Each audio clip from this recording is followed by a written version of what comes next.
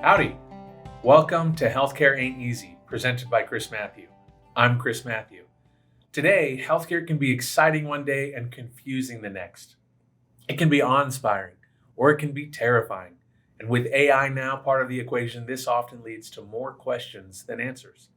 I've spent the last 2 decades navigating healthcare in various ways, and I'll be your guide here as we explore how AI and technology in general will impact healthcare and all of us. Through conversations with respected thought leaders, we'll explore where we've been, where we're going, and how it affects the way we live every day. Ultimately, healthcare certainly is not easy. It ain't easy. We hope that listening to the ideas we share will revitalize your optimism in the future of our industry and ultimately its ability to care for humanity. As we continue to explore the challenges the healthcare industry is facing, we know that there are many things we still have to figure out, but we also know that with communication and collaboration, those are the first steps that we can take together for a successful outcome for all of us. My why is to connect with people so that we may boldly contribute to an improved world. If you happen to be generously sharing your time with us today, what's your why? Drop us a note on Instagram, it's at sniffle.ai. Facebook, it's Sniffle AI, or LinkedIn, looking for us at Sniffle. We are always interested in where people find their purpose and their drive and their why. What am I excited about right now? We recently attended the Texas Academy of Family Practice Annual Summit. We had the chance to interact with hundreds of family physicians from across the state of Texas. At the conclusion of the summit, the physicians cast their own votes, and Sniffle was awarded Best in Show of 2023.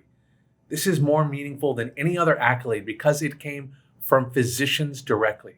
Physicians validated that our solutions at Sniffle are what they want for themselves and what they want for their patients. We're doing the right things. We've got more to do, and we're more motivated than ever to keep propelling Sniffle into the market to provide better care for both physicians and patients. Today, we are really lucky to have Dr. Harvey Castro joining us. Dr. Castro is a critically acclaimed author and writer, as well as a sought-after medical media expert and speaker who shares his experiences and knowledge nationally and locally across the DFW area.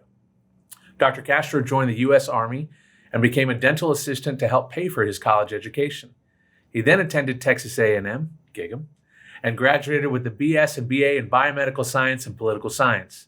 Dr. Castro went to medical school at UTMB in Galveston, Texas. He went to emergency medicine residency in Bethlehem, Pennsylvania, and then started his own heart vitamin company. When arriving in DFW, his first job was to create over 30 iPhone and Android apps in healthcare, and as a speaker for the American College of Emergency Medicine physicians for healthcare applications. Then as a consultant for healthcare companies, he founded the Trusted ER in DFW. With his entrepreneurial spirit, Dr. Castro released a new self-help book titled Success Reinvention, and it's available on Amazon right now, Barnes & Noble, and Goodreads. You can find copies of it all over. And he shares many of his struggles and business lessons on how to be successful in both life and within one's professional career. When he's not working, and he's working all the time, he enjoys reading true stories, non-medical books about business and self-help improvement books, and he's intense about learning. He loves spending time with his family, especially with his 4 beautiful children and his new pup, a French bulldog. He resides here in the DFW area. We are very grateful to have Dr. Castro with us. Good morning and welcome. Thanks for joining us. Good morning, and thanks for an amazing introduction. That's a lot, but very humbling. Thank you. My pleasure. You know, this is a real treat for us at Healthcare Ain't Easy and Sniffle. There are brilliant physicians that advise us and are on our board of advisors and board of directors, and that have helped us shape our mission at Sniffle. And there are brilliant technologists that have helped us build our tech and the advanced AI and purpose our AI. But rarely, if ever, do we ever find a brilliant physician and a brilliant technologist all in one person. So this is a real treat, and thank you for sharing your valuable time. Well, that's sweet. I appreciate it. I feel really blessed. And going back to the first thing you said that really caught me was that the why. I literally talk about that all the time. And I'm not promoting my book, the Success Invention book, but that's one of my big chapters is what is your why? And I think it's so important for people to find what is their why, what pushes them, what keeps you going. Like, for instance, congratulations on all the accolades that your company is doing and where you are. But I personally think it's probably your why that keeps pushing you for more. And so I challenge everybody out there to find their why and use that as a fuel for success. I don't want to put you on the spot. At some point, though, I'm going to come back and ask what your why is. Sounds good. So be thinking about that. Let's start with, so the audience knows, where are you from? What helped shape you to become the person you are today? Oh, that's a great question. I'm from New York City. Grew up in inner streets of New York. Latchkey kid at age 5. Literally just walked home and took care of myself and kind of grew up probably too fast. But I talk about it not as something bad that happened to me, but if anything, I talk about it as it made me more humble, more understanding. It could have been better to grow up in New York City in the melting pot of the world. So I'm really sensitive and aware of the different cultures around the world. And, my best friends were literally from everywhere. So I would go to their homes and eat different foods and talk to their grandparents and have translators. And I almost got used to hearing different parts of the world with different accents. And so I talk about that because when I went into the ER world, it really shaped my life. I thought, wow, I understand these roots. I understand why they're coming to me. And I wanted to be a better doctor. And it really helped mold my persona into that better doctor because I can understand their upbringings, their cultures, barriers to healthcare. And it made me, I think, a better doctor. That's amazing. Having a rich background, being able to be exposed to so many cultures, without a doubt, in my opinion, my parents are immigrants here from a different country. I've gotten the benefit of seeing different cultures. I've had the benefit of traveling to various parts of the world. Seeing that only has enriched my life to be aware of what I have and what I should be really grateful for and what more I can be doing, which I have to imagine living in New York City gives you that opportunity to really see that without having to travel around the world. You get to see that right in one spot. So you grew up in New York City. At what point did you decide you wanted to pursue your career in medicine, and how did that come about? It's another crazy question. So I have this scar as a reminder on my left hand. It goes from here to here. And I was about 11 years old. Everybody wants to be a basketball player or some kind of sport. I remember running and trying to hit all the parking signs.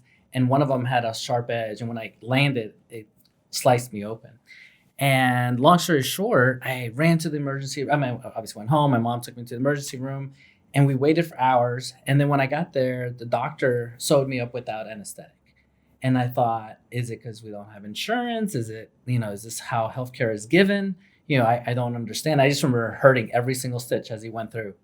And long story short, I thought, you know what? No one deserves that. Like, I'm going to grow up to be a doctor. I'm going to grow up to be that empathetic doc that everybody just wants to see. And I took that, and instead of looking at it as a negative thing, I said, you know what? This is going to be my fuel. This will be my fuel for being a doctor. And fast forward, the best compliment I got as an ER doc is, people would say, hey, can you be my family practice doctor? Can you be my doctor for everything now? And I thought, that I did a good job. Because if I just met you today and in that short interaction, you decided you want me, that's an honor. That's really powerful. I mean, that's incredibly powerful. First of all, at age 11, that you could have that kind of foresight on where you wanted to put your passion and drive. But what a rewarding thing to connect with people in a really meaningful way that they would say, will you be my trusted guide throughout my healthcare journey? I've had this emergency situation that was such a positive experience that I want you to be my guide the rest of the way. Yeah. That's amazing. Okay, so you had that experience at 11 to drive your pursuit of medicine. Where did you suddenly decide, or at that time as well, when did you become a technologist? I think as a guy, I have all these gadgets. I'll actually throw this one up here right now. This is Meta glasses from Facebook. They're transition lens, so when I go outside, they're sunglasses. I have them off because it'll connect and I can hear. So if I had ChatGPT app on, it would connect here and I could have this conversation and have ChatGPT answer for me, and it would tell me and then I could tell you. Or in the near future, say this is a nice microphone, I could take a picture of it, or say, hey, Meta, take a picture, and it would take a picture. then it would analyze the picture and say, oh, that's a microphone. This is how much it costs. This is what it is. And then put it in healthcare. I'm gonna take these off because I don't like wearing glasses. But but the skinny, to answer your question, what was the pivotal moment? I think I've always just enjoyed gadgets. Even when I knew I couldn't afford them, I was like, I still want it. And this is probably the best story. I was in the emergency room again. I think it's always when your heart is in the right place, you do things right. It's not about money. It's not about fame. I really think it's just about doing the right thing. And coding a patient. I'm literally holding the first iPhone. And I tell the nurse, hey, we need to start this IV drip. Person obviously is dying. We need to go fast. She runs, gets the textbook, goes through and says, oh, here's the dose doc. And then starts. And I'm looking at her, I'm like, oh my gosh, no, we got to go fast. Either you memorize the book or we got to do something. But we can't do this. So I thought, there's a pain point. There's a problem. What can I do? So I said, I'm going to teach myself how to program. So I did some really, really harsh program, created the first IV app, and it was on the iPhone. It went viral, hit the top 10 in the world. It sold so many copies that I said, oh, well, now I can hire a team. And so with that money, I started doing 30 apps and just went from there. That's amazing. You make it sound like coding is an easy thing. That's not my experience. No, it was hard. It was hard. I'm one that I feel like if you want something, you do it. Even if it's impossible, you tell yourself it's not impossible. You tell yourself you're going to do it. And I think everything in my life, I've always kind of pushed myself on things that I'm uncomfortable. Obviously public speaking, I hate it. I hated to be on TV. And now I can say I've been on live TV over 200 times easily.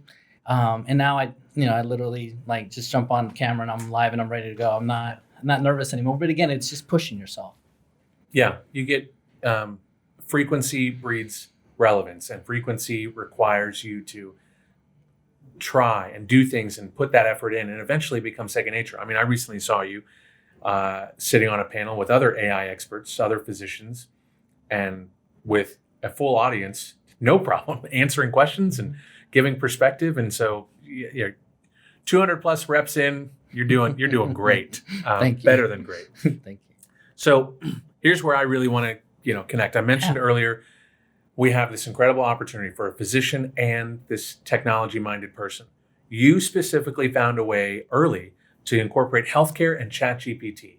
First of all, for those that are a little unfamiliar with ChatGPT, at this point, I don't know who that could possibly be, but will you define what ChatGPT is, and then how did you decide to put a purpose to ChatGPT and apply it to healthcare? Yeah, great question. So here's another moment in my life.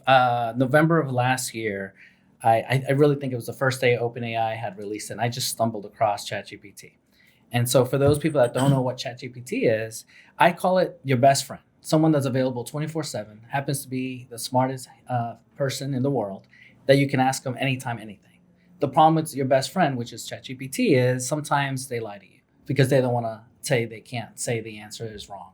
And so with that in mind, that is called hallucination. But going back to your question, I'm playing with ChatGPT and I decided, oh my gosh, this is the iPhone moment I just shared with you. And I thought, man, if I could help people teaching them how to use ChatGPT, then I'll help doctors and I'll help patients and I can actually just help. And again, it started as a public service announcement, nothing more. My wife thought I was crazy because over the Christmas holidays, I was lucky and I was off that month and I just literally just was writing day in and day out. And my wife's like, what is ChatGPT? And I would explain. She's like, Harvey, no one understands this. Like, no one knows what you're going to talk about. You're going to have a book and no one's going to buy it because no one knows what ChatGPT is. I'm like, no, but the way I see it, it's going to change medicine. And she's like, no one's going to buy it. I was like, I don't care. And actually, I did care. I kind of took it personal. I held the book for about a week. And then I said, you know what? This is my heart. I'm going to do this. I don't care if I'm wrong. I'm still going to do it. And so I published on January 1st.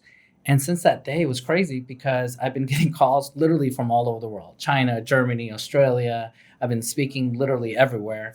And now I'm a big advocate of AI in healthcare, just kind of teaching people how to use it. That's amazing.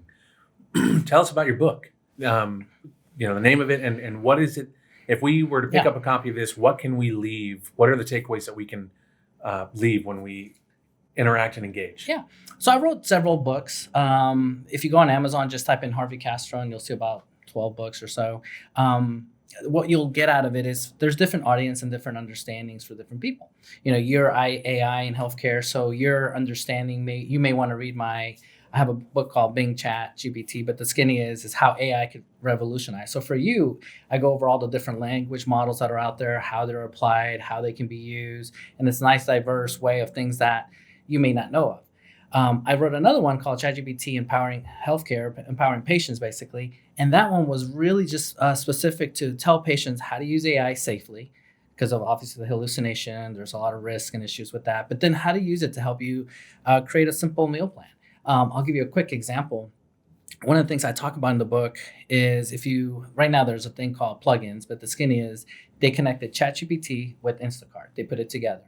And so if I'm your doctor, and let's pretend you have diabetes, I'm looking at your labs and your hemoglobin A1C is the average sugar and say that's really high, and I know it's due to your nutrition, then I literally can sit in front of ChatGPT and say, hey, my friend here, he's X years old, he doesn't like nuts, he doesn't like fruit, he doesn't want fish, but I want to put him on a keto diet. Give me a diet for him. And so it'll make the whole diet, it'll make the recipes, then it'll tell me what you need, and then I plug it into the plugin, and now it gives you all the materials or all the foods in your cart. And so by the time you go home, in theory, you could have that food ready for you, like all the ingredients already made, not made, but like packaged and all that to your house. Delivered. Yeah. And I thought that's a good way of using AI in healthcare. That is an incredible way because there's so many barriers to healthcare. There's lots of issues and challenges to creating this perfect utopia of healthcare. One of those is going to be patients following directions and also patients having access to understand when they're with a physician in the office, is there an advocate there that helps them really understand what in the world is this doctor saying? And where you can break it down and use ChatGPT and give that. Maybe not all physicians speak in layman terms. And so medical terminology can be overwhelming. And then it's like, hey, I need you to get on a keto diet. If that patient doesn't know what a keto diet is, they're going to say, I have no idea where to start with that. I'm just going to keep doing what I'm doing, right? But that example right there is huge to be able to help a patient actually take action and follow their physician's instructions to get them back on a better path on their healthcare journey. Yeah. That's really powerful. What are you most optimistic about when it comes to healthcare and AI coming together? Yeah, I see it as follows. If I grabbed a cigar right now and started smoking in front of you, you'd think I'm crazy. You'd literally be like, what is he doing? But if I did that 30 years ago, you wouldn't think anything otherwise. You may actually grab a cigar and say, here, I'll have one too. And my point with that example is I see AI in healthcare increasing our healthcare IQ. And so 10 years from now, 20 years from now, there may be things that we discover that we know that becomes practice, that on my Apple Watch that says, hey, maybe you should eat that, or hey, this is how many calories, or you're not moving, hey, start walking. And so my point is our healthcare IQ will go up. And if that goes up, this is all theory, but I think this will be true, then the quality of life will go up. The amount of time we get to live will go longer. And so I think big picture, it's going to improve our lifestyle and we're going to live longer. Yeah, I think the way we position AI at Sniffle is that it's a tool. It's not to replace brilliant physicians. It's not to replace brilliant clinicians, but it's a tool to come alongside them to increase their healthcare IQ, like you're mentioning. I always try to equate it back to, when in the early days when the first stethoscope came out, what did the medical community think about that? When the first lab test came out, I'm going to take your blood and I'm going to be able to tell you these 20 different scenarios. What was the skepticism around that? When the first MRI machine, I can tell you what's going on inside of your body in 10 minutes. I'm sure there's a lot of skepticism, but you got to get through that. You got to educate. And now every clinician's healthcare IQ has gone up significantly because of these breakthroughs in medicine. That's how we see AI. I think it's really early right now, and I think there's a lot of uncertainty or maybe discomfort with machines replacing professionals, right, across all disciplines, but specifically in healthcare. There is a discussion out there of people saying, we don't want to use these tools and try to figure out how to incorporate these tools because they're just going to replace us. And something you talked about that I really think is really spot on is that it's not a replacement concept. It's a shift. It's a set of tools that we can use to, I think I really like how you mentioned, improve and increase our healthcare IQ. Will you talk to us a little bit about this shift concept of what the medical profession should be looking at when they consider AI? Yeah. So yesterday I was lucky in that I got to interview Dr. McCormick. He's a congressman in Georgia. And he said 3 times during an interview, doctors are going to be replaced by AI. And I didn't correct him on live LinkedIn, but in my mind, I disagree. And it goes back to this great shift. I think it's not that I'm being replaced. It's not that I'm losing my job. It's just that my job description will change. So for example, if I have a dermatologist and I see, obviously if you try to get to a dermatologist, a lot of them have like months wait just to get in. The problem is they're seeing stuff that they don't really need to see, that really the family practice doctor should probably see. And so how could AI help? Well, once we get it down to where it will be, and it is in some parts of medicine, you could literally take a picture of this spot. The camera will say, hey, that's XYZ, or here are the possible diagnoses. And then me as a family practice doctor, I can research and say, yeah, it is. And now I can take care of it as opposed to sending it to the dermatologist. And so the great shift that I always talk about is instead of me doing so much in my job description, now it's going to change. Now the dermatologists are going to see really the tough cases. Now they're going to be seeing their specialty. And then the lifestyle is going to change. My job description may be typing. Well, I may not need to type. It'll be all this audio that's converting to text. Right. I think that's really powerful. We've talked with different physicians that have advised us, and we've shared the same thing. What if we could unclog your waiting room? If we were to incorporate Sniffle into your practice and unclog your waiting room with the really, and not to oversimplify things, but with the simple things that we could move to a virtual care platform that are pretty bread and butter when it comes to medicine. And what if we could make room in your waiting room for the more complex cases where the patient absolutely needs to be in front of you, hands-on with you in the room? That seems to make a lot of sense. Some of the pushback we get from physicians is that I don't want a room full of complex patients because that's a huge burden on me, the doctor, the physician, the clinician. And so we start asking, okay, well, tell us, why is that such a burden? It's not the mental burden. It's all of the additional administrative burdens that are laden upon them. If this is a really complex case, I'm going to have exponentially more criteria I have to go through administratively to document all this. Where we see, similar to you, that's what AI can be used for. All that documentation process. We at Sniffle, we've digitized and used AI for the whole intake process. Now the physician can come in and not have to worry about a lot of those things and be focused on the care.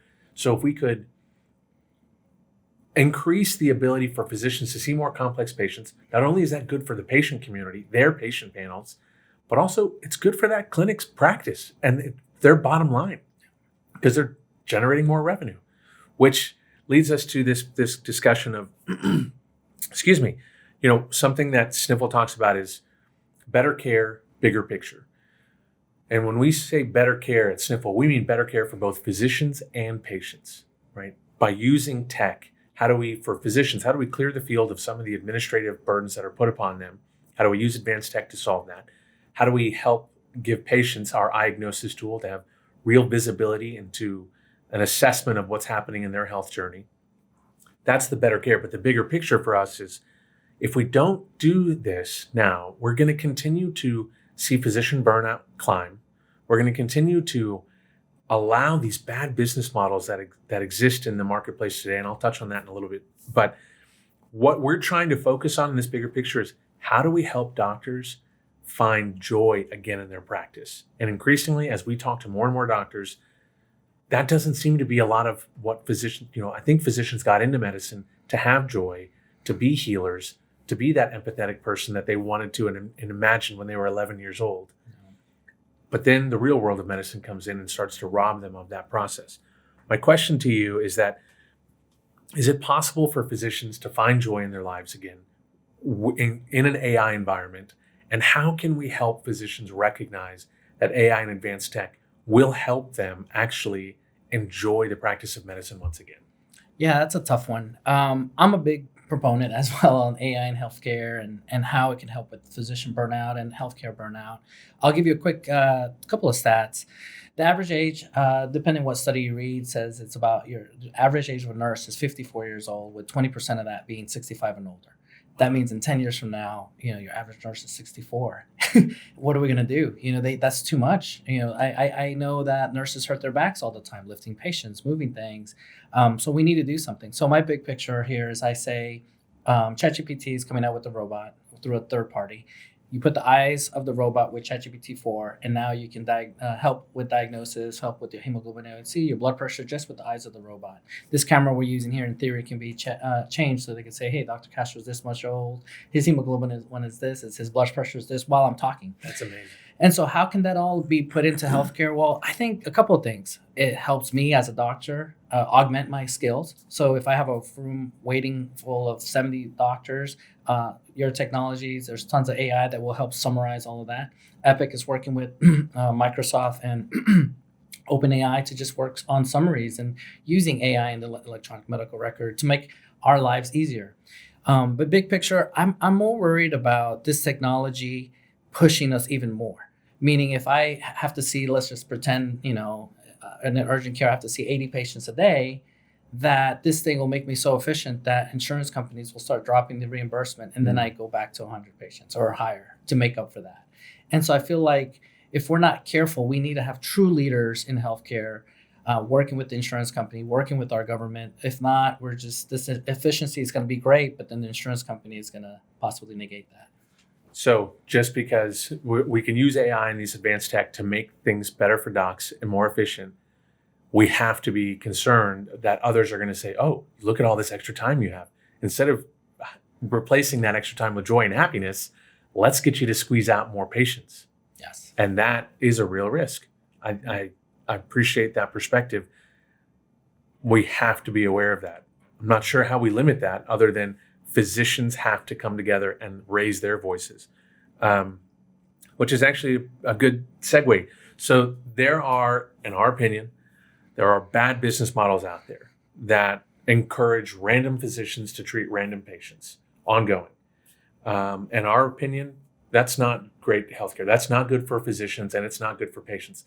These retail models, GoodRx, virtual visits, Teladoc, getting care at Costco or Walmart is not good for physicians or patients long term. It may seem really convenient. And like I've shared this before, I love Costco. Love it. But I don't think that's where healthcare should be rendered. And so these bad business models continue to take place. And the problem is that we keep seeing, why do providers keep participating in these bad business models? We have not met a physician or a provider yet that says, yes, no, this is really good for healthcare. They all agree this is bad, short and long term for healthcare, but they keep participating in this. So it always has us kind of turn our head like the RCA dog, kind of like wonder, why aren't physicians coming together and unifying to stand up against the payers and stand up against these bad business models to say, you're driving us out of medicine. And if we don't do something to change this, we're all going to be in a world of trouble. Yeah. How do we do this? Now I'll put on my political science hat on me. Yeah. I think it's just the laws. If you think about it, several things. Doctors can't own hospitals. If we can't own hospitals, we really can't make decisions. And so if we change the laws to allow doctors to have more power, then we can unite. Then we can stand up to the insurance companies. If you look at the percentage, and I can't quote you this number, but I know it's decreasing of, from the 80s to the 2000 and 2000 till now, we see a decline of independent practice. And it's now the hospitals are buying them. And now the hospitals, are making it really enticing for the new doctors, doctors that have no clinical experience and no business experience. And in general, doctors don't have business experience because we don't go to business school. It's very limited. But then literally the hospitals are saying, hey, come work for our hospital. We'll set you up with your own clinic. You don't have to pay for anything. We'll set you up with your own EMR, all your costs, and here's your salary.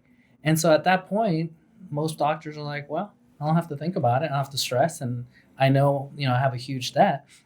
And which brings me to the second part. Doctors are coming out with $500,000 in debt. And if that reimbursement and that money is not there, it might be easier to just work for a hospital system. So I agree, the system's broken, but I think we need to change the legislation. I think we need to educate our doctors both in AI and business. And then we need to unite. And I hate to say we need to unionize, but I feel like we do need a union to help represent healthcare. Because if not, we are going to have these Costco situations that, for Costco, it's just an added product because they're really not making money there. They're making money on the back end. But for a hospital poor clinician that's across the street, they're not going to make it. Right. Yeah. Those retail models are unfortunately siphoning off a physician's patient panel when that patient should be going back to see her doctor. And that doctor, that continuity of care, that relationship of medicine, that medical home, that's what patients and physicians should really be having. I really think it's interesting what you talk about, the debt load. The debt load is crushing for new graduates coming out today. And at 31 or 30 to 32 years old, someone says, hey, here's $180,000 a year and I'll take care of everything. Sounds like a good number. But when you think about the average debt now, over $300,000 to $500,000, especially if you're a specialist, $200,000 a year is an incredible amount of money. But not if you have a $500,000 debt and you haven't done a lot of the other milestones in life. And that puts physicians in a really precarious situation where they feel like, I guess I don't have a choice but to go along with this system the way it's been set up. Let me ask this. When it comes to AI for patients, we've talked a lot about for physicians. How do you see AI being able to help a single mom or a family that's also caring for their elderly family members that are in home? How do you see AI being able to be purposed to help patients be taken care of? Yeah. So, working in the ER, I would work. I was lucky again to have worked next to the airport at DFW, and that hospital got to see every single patient at DFW. So if you had any ailment in the airport or flew in from any part of the world, you would come straight to our hospital. And since I was the ER doctor, I literally would be the first person that you would greet in the United States. It was like being in New York City all over again, I bet, right? Exactly. You're seeing people from all around the world. Yeah. And the scary part is literally if Ebola was going on in this part of the world and that they were coming from there, then I had to be aware that, hey, this person might have XYZ from this part of the country. Whereas if I worked in East Texas, I wouldn't worry because the chances are really low. And so my point is, how did AI help? Well, several things. The predictive analytics would be nice because you could tie that into the EMR and it could tell me that, hey, patient's coming in. But the one we're talking about patients here, number one thing that comes to mind is education. Number one, if you're from another country and I don't know what you're saying, I literally could use AI. I know there's HIPAA laws and all that, but there's ways of using it that I can take advantage of that. And when I'm discharging you, if you don't understand me, then the discharge is worthless. Like if literally I tell you, hey, don't do X, Y, Z, and you don't know, and you caught half of it, what horrible healthcare. And so now using AI, if I can use that to translate into your language, great. But I take it to the next level. Why not use AI to help me with examples from your country? Help me with the ethical concerns and ways of treating. Because just because I can treat you, maybe your culture won't allow it. Maybe your culture will say, hey, no, you're not allowed to get blood transfusions because of religion or XYZ. Sure. And so if I'm not aware of that, then I'm saying, why not have AI educate me so that I can talk to you in your language, in your customs. And instead of me talking about US football, talk about soccer, talk about cricket, talk about other sports, and put those analogies and use AI that way. 'Cause that way, when you leave, you're like, wow, my doctor really brought it home to me. Like, I understand my disease process to the point now that I feel better about my discharge instruction. And that's just one simple idea, but why not? The other that I always talk about doctors to help our patients is our brain is really medical. We spend a lot of time on medicine. And sometimes when we talk to patients, we can't break it down because in our brain, we're like, oh, we broke it down, but we didn't. Right. Why not use AI to help with my words, help with my empathy, help me explain things so that when I speak to you, my mannerism, the way I sit, the way I speak to you is so much more powerful. Now you're like, wow, my doctor gets it. That's really powerful. And those little things completely can accept, little things add up to the big things. How you interact with people, the mannerisms, it absolutely does impact how people receive that message, right? What you say is important, but how you say it, how you deliver that message is just as important. And we try to practice that as well. Dr. Castro, this is a real joy and pleasure for us. If people want to learn more about how they can learn from you and learn alongside you, where can they learn and find more about you? Yeah, I jokingly say I live on LinkedIn. So my hashtag or whatever is called Harvey Castro, MD as in medical doctor. And I'm on Twitter, Instagram, all of the big ones. But LinkedIn is really where I'm at. I have a fun website that I made. It's harveycastromd.info. And there I talk about success reinvention. It's like an e-course. I added an e-course on AI and healthcare as well. It's over 65 lessons that is on there, but it just goes over everything in healthcare and ethics and all these different modules. So I spent a lot of time creating that, but it's been really helpful for doctors That's and fantastic. patients. That's fantastic. I'm going to take that course. Thank you very much for preparing that. My final question for you, and then we'll let you get on your way. Chris Schembra is a Wall Street Journal best-selling author. He wrote 2 books, Gratitude and Pasta, and then Gratitude Through Hard Times. Chris has this fantastic question, and I want to pose that question to you. If you could give credit or thanks to one person in your life that you don't give enough credit or thanks to, who would that be? I know my wife's going to kill me for saying this, but it's going to be my first mentor in my life. And that first mentor in my life is my mother. She really shaped me to make the decisions that I've made throughout my life, really gave me the tools to succeed. And really just, even though she didn't have education, she didn't have a lot, she had a lot of heart and wisdom. And I say education from a traditional sense. And she really built me in such a way that really helped me succeed in life. So that's the one person I can't thank enough. Thank you to Mama Castro. I'm grateful for the lessons that she instilled in you and the fact that we all get those incredible benefits today from learning from you. I'm really grateful for our connection and our partnership and friendship. I'm looking forward to continuing to learn from you. I do think that you're right, that AI can help physicians and patients in incredible ways. So thank you for sharing your time with us today. Thank you so much. This is Healthcare Ain't Easy. It's not easy, but conversations with people like Dr. Castro and the real intention of wanting to help be of service and to help people is what people like us and AI and advanced tech can do for all of us. We appreciate you joining us. Talk to you soon.